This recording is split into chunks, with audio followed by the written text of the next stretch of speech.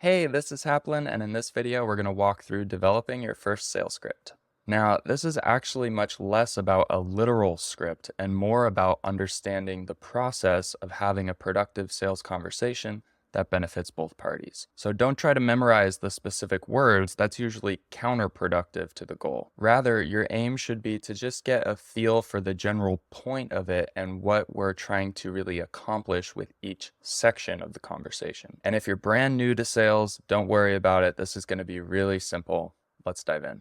All right, so before we actually get into the conversation itself, let's go over some general sales principles. Number one, don't be afraid to ask your questions. The reason for this is that the person who is asking the questions is typically the one who is controlling the direction of the conversation. Now, does that mean that you should start to see these conversations as competitive power struggles where you're fighting for control over the direction of the conversation? Absolutely not. If they ask a question, you should be prepared to answer it the same way you would in any normal exchange. That said, the general flow of the sales conversation is that you have questions about their business that you want to make sure that they open up to you about.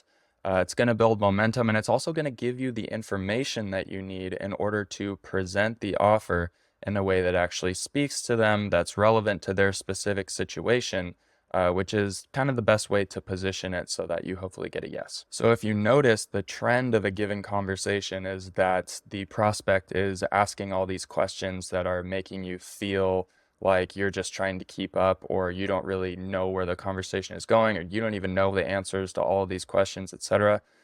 You should be aware and confident in your ability to take a question, answer it in such a way that shifts the momentum back in the direction of productivity, back in the direction where you know you want to go for the sake of the information that you want, and even allows you to then follow up with a question of your own so that the conversation gets back on track. Number two, don't jump into price unnecessarily. If the prospect is really interested in the offer, then they're probably going to bring it up themselves, right? They're going to be curious about how much it costs. In fact, it's really common for prospects to jump the gun if they're really interested and ask about price too early in the conversation, right? Before you've had a chance to talk about the positioning of the offer and the value that it's really going to provide to their business. Before there's clarity reached on that, you actually don't want to talk about price even if they're asking about it. And then on the flip side, if you're talking through the value and you're through all the positioning and you're at the end of the conversation and you say, okay, great, sounds like this is going to be a great fit. What other questions do you have for me?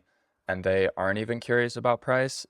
That either means they're over the moon excited, they're so excited they don't care how much it costs, which is unlikely, or they're probably just not that interested in the offer. All right, number three is simply be authentic. Nobody turns into the Wolf of Wall Street overnight. We're not here to try to play mind games with our prospects and trick them and be sneaky and be slinging deals and do high pressure sales. None of that stuff. Your goal should just be to have a positive and engaging conversation with good prospects.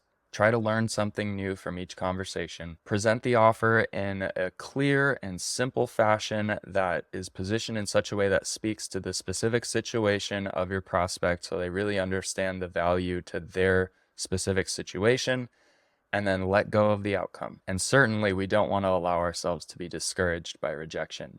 It's going to happen and it's okay.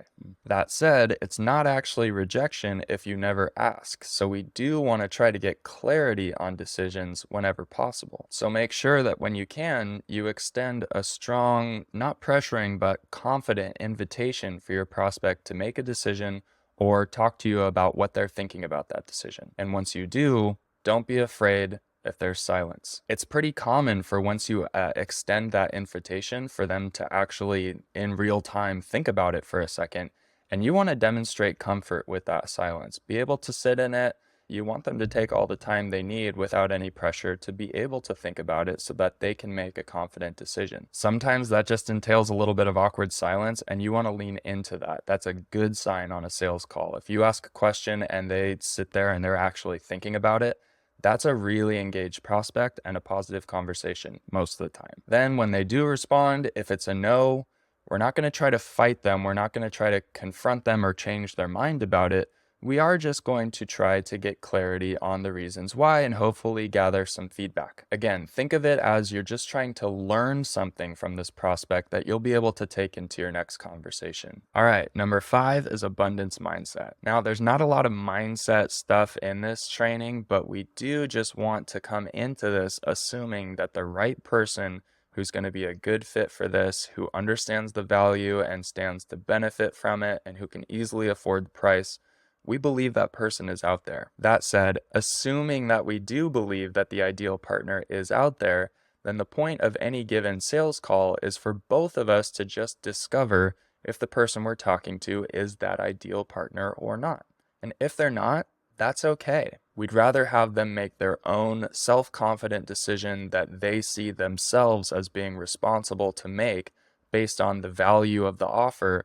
That's the best way to make a sale. And if you can't get somebody to a yes where they're saying yes in that way, in that context, they may not be the right person to work with, even if they are going to say yes to you. And lastly, some tips for discipline on sales calls. You want to make sure you're taking calls from a quiet place where there's no distractions and where you can be hands-free so that you can take notes. Taking notes during sales calls is really valuable. Whenever possible, you record your sales calls so you can listen back to the recordings and learn something. Make sure you gain consent from all participants on the call just so that you're all squared away there. You will gain more valuable information and you will learn more just from hearing yourself talk and conduct these sales conversations via recording and listening back to those recordings.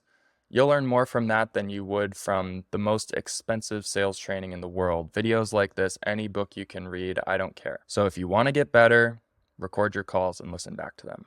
All right, so with that all said, now we can actually get into the script. If you're following along, just note that in the document, the script is in bold and the notes and strategy and tactics are in italics. So this conversation is split up into sections, and we start with section 1, which is really just chit chat. You want to greet them, say, hey, first name, this is first name, thanks for taking the time, how's it going? Ask them a quick question or two, just try to build a little bit of conversational momentum. There's not much going on in the script here, but you just kind of want to establish a connection socially. Section 2 then is called framing, and it's kind of what we do right before we dive into the real meat of the conversation. We're transitioning away from chit chat, but we kind of want to set the agenda of the conversation in order to maximize the chances of it being productive.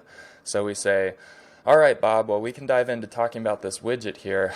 I'd like to start by asking you a couple questions about your business, just so I can learn more about your situation, and then I'll be happy to share more about what I'm working on. We can see if it might be valuable to you. Does that sound all right? 9 times out of 10, they'll be like, great, that's why they're on the call anyways, so it's totally fine. If they don't have enough time, or if they seem distracted, or if they're driving, or if they're not in a productive headspace, we can address that here. Because basically, if we don't get a yes to this question, then we want to not waste any time moving forward if we know that it's not going to be productive. So we ask outright to essentially get that information if they're willing to commit to having this conversation with us. And if they're not, then we just want to talk about that. So if they do respond saying, hey, look, I don't have a lot of time right now, can you just tell me the price or something like that? Then this is a pretty low quality conversation we're about to have. We probably don't want to get into price. Of course, if they're really gung-ho, then it's probably not going to matter either way. So we don't really have to fight them, but the general vibe should be, hey, sounds like I caught you at a bad time. Maybe we should just reschedule tomorrow. Do you have any time after 9? And just see if they can commit to having a more productive conversation another time. But assuming they say yes, that's all we really need, we can jump straight into the needs analysis. Okay, so section 3, the needs analysis. This is a series of questions that you don't have to answer all of them. Really, the goal of this section is to get a sense of the narrative that the prospect is bringing to the conversation, the story that they're telling themselves about their own business. We call it needs analysis because we're trying to figure out what they really need and why they need it. What's motivating them to be on the call today? And actually, that's a pretty good question on its own that maybe should make it into your script at some point. Feel free to open up by just asking somebody, what's really motivating them to be on the call today? So what's motivating you to think that you might need an AI chat widget on your website? That's going to get you a lot of information if you just ask. Another great strategy is to actually have visited that prospect's website beforehand, taken a couple notes, and then you can ask them something like, hey, so I actually visited your website and I noticed the main way for new visitors to interact with you is to blank. Is that right? Or how do you usually try to get your website visitors to engage with you? And then they'll answer, and you can ask, how's that really going? How much business are you getting from that? And so on and so on. There's a lot of follow-up questions you can ask. Oftentimes, you'll only need to ask one or two of these questions, and they'll dive into a story that gives you the answers to the rest of them. So you don't want to go through these as a list of questions robotically, especially if when they answered the first one, they also answered questions 2, 3, and 4. If you then ask those questions that they just answered, then it's like, I kind of just told you that, right? So you want to make sure you don't get too robotic with this script, but take notes as they're giving you important information about their business. That's going to help you position your offer later. Okay, so other questions for their website include, do you know how many visitors you get on your website each month? Do you know how many of those visitors convert into leads or appointments or sales interactions in this way? Get some of the numbers associated with that. Oftentimes a business won't know the answer to those questions, and that's okay. Just be like, interesting, okay. And then there are questions associated with employees and expenses. So for example, do you have any employees helping you out right now answer sales questions? And then you can ask, how good are they, or how satisfied are you with their performance? How much do they cost the business every month? What do you do to fill in the gaps when they take time off? Of course, if they have a really high performing employee who's like the star of the show, then that's all right too. We don't have to get discouraged like, oh no, they won't want the offer. Then we can ask something like, all right, is there something more valuable that employee could be doing for you besides babysitting web traffic? That way we're orienting toward a higher use for that employee, in which case they still are really going to gain a lot of value, maybe even more value from our offer. And then lastly, are there any other costs associated with taking really good care of website visitors? What are they and how much? Really, the heart of this is just to get a clear picture of their website strategy, and any one of these questions may spark the prospect to tell a story about what they're doing with their website right now and how they're trying to convert new sales from their website. And that's really the information that you want. You don't want to be so attached to these questions that you're just going through them robotically. You just want to inspire the prospect to tell the story of their business to you and give you as much information as they can that will help you position the chat widget as having the most value that it can have. You may have other questions that you add to this. You may have other questions that you feel prompted or inspired to ask on the spot. That's totally fine. Follow your spidey senses, but make sure at the end of this section you kind of wrap up by recapping. Say, okay, let me just check my notes here. It sounds like you're saying your website strategy looks like this, and the way you maintain that system is with this. Do I have all that right, or is there anything else I'm missing? Or is there anything else you really want to add to it? Or what would you say is the biggest problem you're really experiencing with that all right now? Most of the time you'll have a clear sense of what that problem is, but if they tell a great story and seem like they're on top of everything, then it might be worth asking, hey, I'm kind of noticing there doesn't really seem to be a problem with any of this, so would you say you have a real problem with your system right now, or is there really any room for an improvement? And just see what they say. And then as we transition into the pitch, if needed, we can ask them for one extra little piece of commitment, saying, thanks for sharing all that. That all makes sense to me, and I'm happy to jump in more to explaining some of what I'm doing, but I just want to know, with all this website stuff, do you feel like you'd want to take advantage of an easy opportunity to improve here with insert their biggest pain point, insert your biggest takeaway in terms of what you see as the biggest win, the easiest home run that they could hit? And then once they say yes, you say, okay, cool. Yeah, I think a bit of AI could really help with that as well. Just wanted to make sure we're on the same page. And then we move on to the pitch. All right, section 4 is the pitch. This is where the rubber hits the road and where you're going to present the offer clearly and simply and invite them to make a decision about it.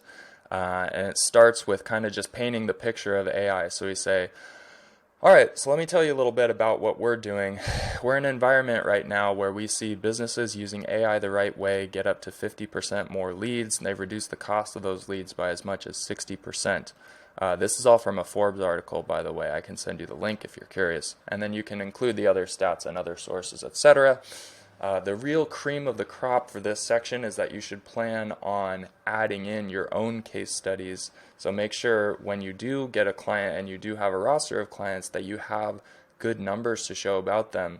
I've got a client that looks just like you. Her name is Monica. We put the widget on her site last month, and over the next 2 weeks, she saw an X increase in whatever, right? You want to be able to tell those stories about your current clients. So we start with the general statistics because we don't have our own case studies, but when we have our own statistics to draw from, absolutely we want to use those. Okay, so once you've set the scene a little bit with some of the stats, you don't want to overload them with numbers or overdo this. You'll get to talk more about results later on, but you do want to get into some of the explanation of what the actual offer is. So you transition into that by saying, the way we achieve all of this is we have an AI bot that shows up in the form of a chat widget. We place at the bottom right-hand corner of your website, and we train it on what it needs to know specifically for your business. So it's tailored specifically to your business. It works 24/7, leverages data to answer questions in a way that promotes conversion, and it can also just do general FAQs. So whether somebody's just curious or whether they're actually trying to get into the sales process, your AI chat widget can take care of every single one of your website visitors. It answers faster than a human, it's more reliable than a human, and overall is proven to just convert much better than trying to have employees take care of this. So that's kind of why I wanted to talk to you about it. Do you have any questions for me about how that all works? And then you just wait. And they'll either ask you their questions or they won't.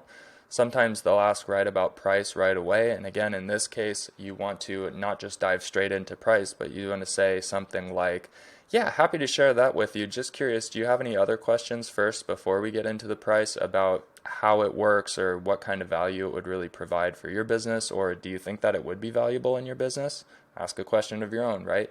And then if they say, no, yeah, this is great, I'm totally into it, I just want to know how much it costs, then okay, you go into price.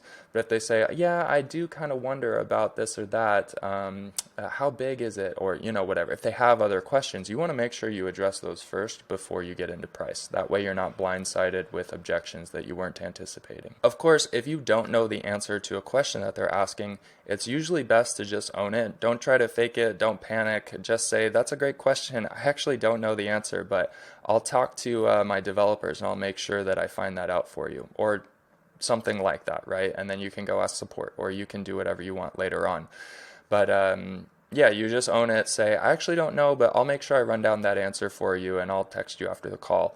In the meantime, do you have any other questions, or is that kind of the only concern, etc.? So you're going to want to continue answering questions until price is truly the only thing remaining, and then you present the price. All right, let's go over the pricing structure. The way that it works is it's just $97 a month plus data. Data is 2 cents a message, so it depends on how many interactions it has, but I just pass the data costs directly onto you. How does that sound? You want to make sure you ask them at the end, how does that sound? Prompt their response so that they can give you honest feedback about how that lands. As soon as you've asked that question, whether it's how does that sound, or does that sound like it's going to work for you, or whatever the question is that you're asking at the end of that price presentation, as soon as you ask it, you want to allow there to be silence and just know that you are now in section 5, the objection handling phase. Now they're either going to say yes, or they're going to say no, or they're going to say something in between. A yes is a yes, and it's obvious how you'll deal with that. A no is a no, and you just want to, again, make sure that you get clarity on the reason for that no, inquire as to what's motivating them to think it's not a good fit.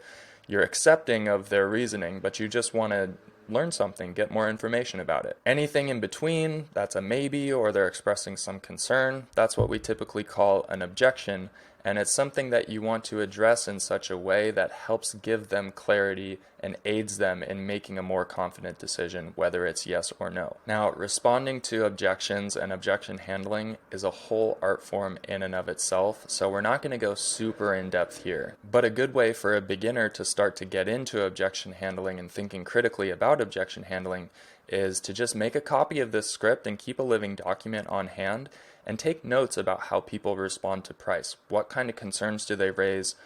Do they seem to have some emotional content in their response? Does it seem expensive? Does it seem this, that? What's the question that they ask about it, or what's the objection that they raise to it? And just make a list of those objections as they come up. You should have a running list of however many different objections you've ever heard in response to you sharing price. That all said, a general way to go about addressing objection handling and to approach objection handling is to first make sure that you understand the concern. Get clarity on what their concern actually is by asking questions of your own if necessary. Then you want to validate that concern, then address the concern, and then ask a question of your own to see if you have adequately addressed that concern well enough to have overcome the objection. So for example, my prospect might say, I'm worried the AI will go haywire and say the wrong thing. In which case I might say something like, yeah, that makes a lot of sense. It's actually not uncommon for small businesses who don't know what they're doing to just try to turn AI on and then it says the wrong thing. But what we do is we always get it set up and trained first, then we test it out thoroughly before actually deploying it, and you can actually test it out too if you want. So we'll test it live together and you'll decide when it's ready for you to actually be deployed on your site. Would that help you feel better about knowing it's going to say the right thing? And then, you know what? Either it did or it didn't. Maybe they just said they're worried about the AI saying the wrong thing, but that's not their actual concern. Maybe they're just looking for an excuse. Who knows why they said that? But if they were actually concerned about AI saying the wrong thing, hopefully that's kind of our best shot at being able to address that concern, assure them that we're going to be good partners together, make them feel like they're going to have a hand in deciding when it's deployed, etc. So that's a good example of objection handling because it validates their concern, then it addresses their concern, then it asks a question of our own. And what you'll notice over time as you conduct more of these sales conversations is that there will be trends and patterns. You'll see some of these objections crop up over and over and over again. There will be commonalities. That's why it's important to have a running list of objections on hand and develop confidence in the way you respond to them. If a certain response doesn't really seem to be the most helpful way of addressing a problem, then try a different one and continue to hone it until you have full confidence in the way that you deal with certain types of objections. And as a final note, just keep in mind that the point of objection handling here is to help the prospect find clarity and make a confident decision. You're not here to magically convince somebody to do something that they don't actually want to do. You're just here to help them find clarity and add confidence to their own decision-making process.